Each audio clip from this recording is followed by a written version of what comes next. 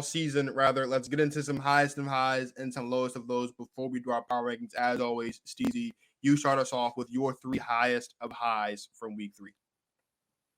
So do you want me to start with the highest of highs, or does it Or matter? just however you want to do, like the high, however you want to build. If you want to build up to it, just your 3 highest of highs for this week. Okay, so this is a weird order, but I'm going to talk about my second highest of highs. I don't want to talk about my highest of highs just yet. And the only reason why I want to talk about it in this order is because we were just talking about CJ Stroud and the Houston Texans. And so for one of my week 4 highest of highs, I got to talk about CJ Stroud and the Houston Texans as a whole. I mean, we spent a lot of time on this, so I'm not going to spend too much more time, but just to kind of absolutely blitz the Pittsburgh Steelers 32-6 in a game in which they were underdogs. I mean, that's no small feat. And so for them to kind of be in the position that they're in now, for them to even have a chance of winning the AFC South, I think that's a huge win for them at this point in the season. And CJ Stroud's play is just a bonus. And so I got to go there. Another high, Zach Wilson looks like a functional quarterback in the National Football League. I went back and I looked at some of his highest yardage totals throughout his career in the National Football League.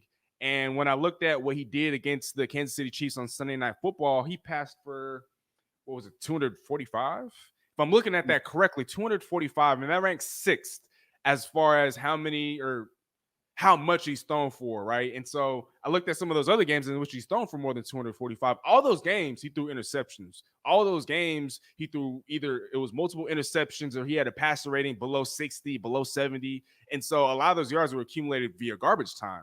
And so I say all this to say that I think he probably had the best game of his NFL career, like through the last year and a half or 2 years. He just looked like a different quarterback out there. He looked a lot more confident.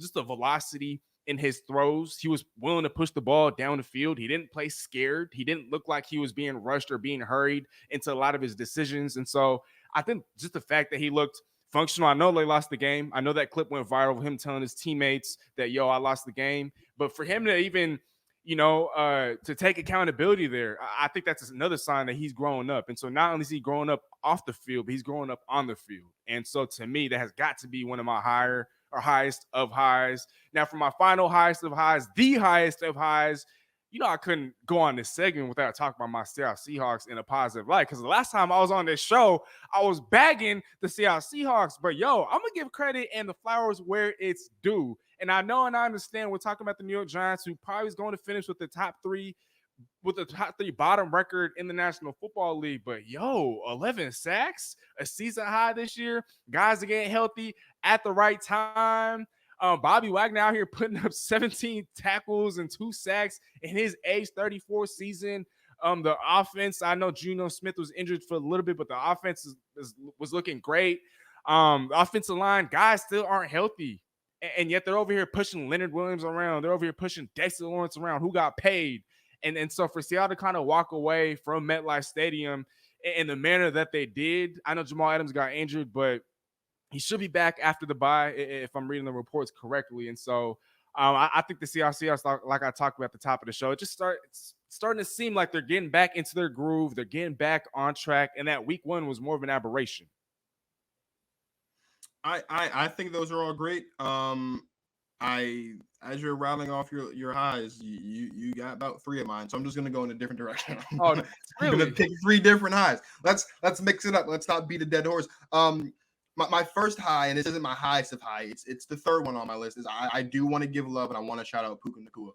He scored his first NFL touchdown this past week, but also, if I'm not mistaken, he has the most yards through 4 games to start a season in the history of the NFL for a rookie. But what's also interesting, and of course, this has a lot to do with Cooper Kupp's absence, of course, and reports are saying that Cooper Kupp's 21-day practice window has been opened and he can start as soon as this Sunday. But I do just want to point this out to all the stat nerds out there. When Cooper Kupp won the Triple Crown a couple years ago in 2021, Puka Nacua right now is on pace to have more yards than Cooper Kupp did that season. Now, of course, when Cooper Kupp comes back and he's healthy, Puka Nacua's progression or his productivity will probably take a slight hit because Cooper Kupp is the number one receiver. But I just did think that was impressive, and I do want to give Puka Nacua some love. And I think that Puka Nacua It's a funny name to say. So anytime I have an excuse to say Puka Nacua, I'm going to say it. That's my first one. My second highest of high on the edited version. I don't believe in more victories. You know this. You guys watch the show, you know this. I do not believe in more victories. There are no such thing as more victories in sports at all. But I am going to give some love to Baker Mayfield, and I will give a shout out to Baker Mayfield in this one instance and break my rule, because Baker Mayfield has proven that sometimes maybe it's okay to show some love for more victories. Now, of course, they did get the job done against the Saints, holding them to just 3 points or just 3 field goals at home, I believe, actually. But what's more important is Baker Mayfield seems comfortable. When you talk about Zach Wilson, one of the things that I remember is that when we looked at Zach Wilson on Sunday, he looked comfortable. He looked okay. He played with freedom. Baker Mayfield looks comfortable. He looks okay. And he's back to playing with that freedom that he was playing with just a couple years ago in Cleveland. Remember the last time we saw Baker Mayfield comfortable playing with freedom, he took the Cleveland Browns to the playoffs. So I'm not saying that they're going to go to the playoffs, but I'm saying if Baker Mayfield continues playing this way, and if the Bucs continue this up, we could see the Tampa Bay Buccaneers playing in the playoffs. But my highest of high for this week, and this has not changed. This was my highest of high for the week. I'm glad you didn't steal it.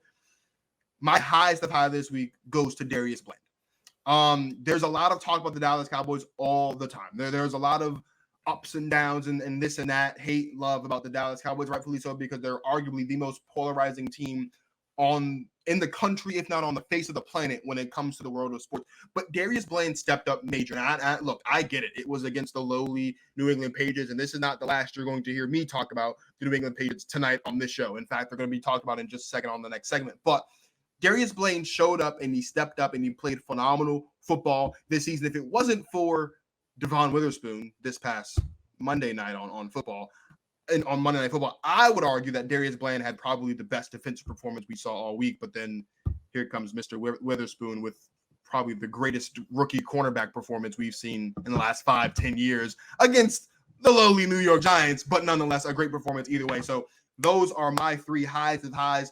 But as we all know, people, just as much as there are highest of highs, there of course has to be lowest of lows. So Steezy, give me your 3 lowest of lows from week 4 before we get into our power rankings.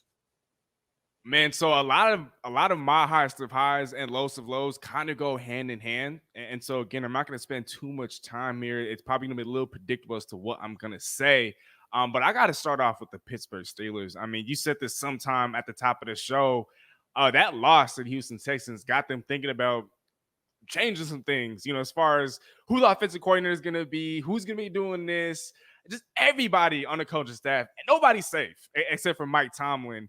And so I think with them just getting embarrassed on the road, I mean, it's rare to see a Mike Tomlin coach team. I know in week 1, they got absolutely bludgeoned by the San Francisco 49ers. That's arguably the best team in football. And so it's no shame in getting blown out by the best team in football. But when you're getting blown out by a team that was expected to be one of the bottom 5 teams in the National Football League, coming off a victory, and you're one of the best coaches in the league, and you're supposed to be better than that team that you're going up against, I'm going to have some question marks, and I'm going to be raising some eyebrows. And so I told you the first show that we did about a couple of weeks ago, I wasn't a believer in Kenny Pickett then. I still am not.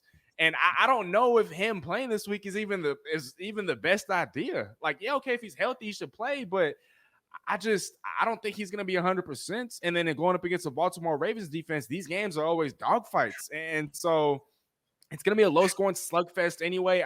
I don't know if he's going to want any part of that. I think there's just a higher likelihood for injury. Pittsburgh Steelers, that's one of my lowest of lows. And then another team that we talked about earlier, the New York freaking Giants. I mean, my gosh, to just look that awful. This team has played more primetime games than they have wins on the season. Like, they're already at 3 primetime games and they have 1 win. Like, the math is not adding up. I don't know if they have any more primetime games, but the New York Giants, and not the New York Jets, after that Aaron Rodgers injury, is looking like the joke of New York. I understand they're getting Saquon Barkley back. They should be getting Andrew Thomas back. But again, like I said, for the Bengals, things are only going to get worse before they start getting better for the New York Giants. And for them to falter in that manner was just utterly and disgustingly embarrassing. I expected better. Brian Daboll, I mean, what happens to the coach of the year? This is still very much the same team. That team has remained, for the most part, intact with some additions on both sides of the ball. And so, man, I hate to say this, but maybe come the end of the year, he could already be on the hot seat. We'll see. I don't know. But for my final lowest of lows, man, again, we spent so much time on this team already. But the Cincinnati Bengals, look, they have injuries all around. It's just things are starting to look like it just an absolute clutter, just a mess over there. And given their schedule, nothing's going to be easy. Just nothing. Like the Cardinals again, that's a trap game. There's a matchup against the Seahawks next week. That's not going to be easy. And so I don't know. They could have a top 5 pick in next year's draft, by the way the things are looking. And so maybe things are kind of playing out in their favor come the bigger picture. And what I mean by that is T. Higgins goes, he gets paid by another team. Cincinnati has a bad year. They draft in the top 5 or maybe the top 10. And because this upcoming draft class is so loaded at wide receiver, because it's so loaded offensively, maybe they get another premier talent and they bounce back. But right now, I mean, it's for what's going on this season, it's starting to spiral out of control. And so the Bengals, the Steelers, and the Giants, y'all better start picking it up, man. All right. So these are my lowest of lows. And I want to be crystal clear. I've never done this before. We're 4 weeks into the season, and what I'm about to say, I've never said before, and I've definitely never said it this early.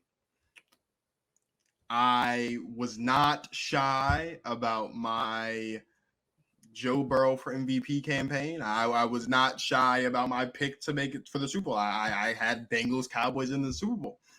I have to. I wouldn't be the podcaster I am. I wouldn't be the host I am. I wouldn't be the man that I am if I didn't come on this show tonight after week 4, stand on my 10 toes and firmly say that I deserve to be on the lowest of lows this week, because there's no more Bengals to the Super Bowl, bro. There's no more Joe Burrow for MVP. This is it. Maybe they win this week against the Titans. Maybe there's a little bit of hope, but that's it. I have no bullets left in the chamber. I've run out of excuses. I've run out of what ifs. I've run out of well maybes. I run out of just waits. Like I've run out of all those, and I have to sit here. I have to own this, and so I'm gonna own it. I was wrong. I was wrong about the Cincinnati Bengals this season, but I want to be perfectly clear though. I wasn't wrong about the Cincinnati Bengals because they suck, because they do suck. I was wrong about the Cincinnati Bengals because the reason why they suck is because they made a sucky decision. They made a bungles decision. We watched the Cincinnati Bengals a couple years ago make it, of course, all the way to the Super Bowl, coming off of an injury season from his rookie season by Joe Burrow. A season I thought Joe Burrow would have run Offensive Rookie of the Year if he stayed healthy. So as much as I want to sit here and I want to tell you that I'm all in on the Bengals making it to the Super Bowl this year, I can't do that. So I deserve to be on the lowest of lows for this week. But maybe I shouldn't do this, but I'm gonna do it. I'm starting to notice a pattern. Okay, I'm starting to see a sense of some pattern. I'm a math teacher, so I'm very good with pattern recognition. Okay. Oh. Joe Burrow's rookie season, he's hurt, goes down with the ACL. They come back the next season, they win the Super Bowl, or they go to the Super Bowl. The season after that, they make it to the AFC Championship game. Let's call this an injury year for Joe Burrow. Let's say there's no comeback from this. I'm gonna go on record right now. I'm gonna say officially that at some point this season, before season's end, because things aren't gonna turn around, the Bengals are gonna shut down Joe Burrow. And Joe Burrow's gonna have time to heal that calf, and he's gonna have time to get into the lab, and he's gonna work it out. And maybe this means I deserve to be on the lowest of lows come this time next year as well. But I don't care. I am staking my claim right here, right now, today, that coming off of this super low season for the Cincinnati Bengals, they're going to be back next year. Okay, they're going to be better than ever. Okay, I'm going to go back to coming on this show and every show that I go on, talking and singing the praises of Joseph Lee Burrow, because I believe that if not this season, the next season, the Cincinnati Bengals are going to be. The Bengals are not done with the Super Bowl. They're going to be back. They're going to be back. And so maybe it's not this year. Maybe it's next year. But that is my personal. I have to put myself on lowest of lows this week. But now let's get into the good stuff. That was just an honorable mention. Number one, I'm not going to dive too much into it because you talk about the Pittsburgh Steelers. I'm utterly disappointed. Mike Tomlin always has some magic, and he always finds a way to make a way out of no way when it comes to these seasons that seem to be, dead to rights. And the next thing you know, you look up and they're 8-8 or 8-1 or 9-8, excuse me, whatever it is. They're in the playoffs. Quiet as kept. They are technically second place in the division right now, so maybe there's some hope. But that's it. The slightly lower than the Pittsburgh Steelers. It's my Green Bay Packers. And I have to say this again. I gotta cut no cut cards. We're a month into the season, so we know who's who and who's not. And I want to be crystal clear. And I've never done this before. I don't think I've ever done this before. But Matt LaFleur's got to go. We cannot consistently, as a fan, I cannot consistently let Matt LaFleur get away with the things that he got away with on Thursday night. Steezy, I'm sure you did, but I don't know if you remember. Do you happen to know Aaron Jones' stat line from this past Thursday? Yeah, it was he had what was it 20 yards rushing? Or was it 12 yards rushing? No. Aaron Jones against a division rival on primetime at home had 5 carries for 18 yards.